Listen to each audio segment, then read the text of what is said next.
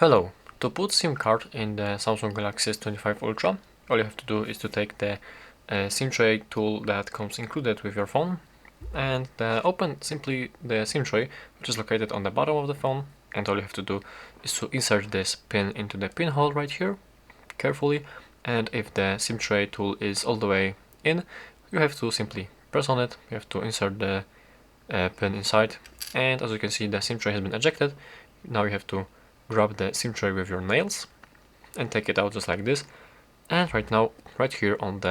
this side, right here we have the SIM 1, and all you have to do is take our SIM card and insert it like this, with this cheap side, with this shiny side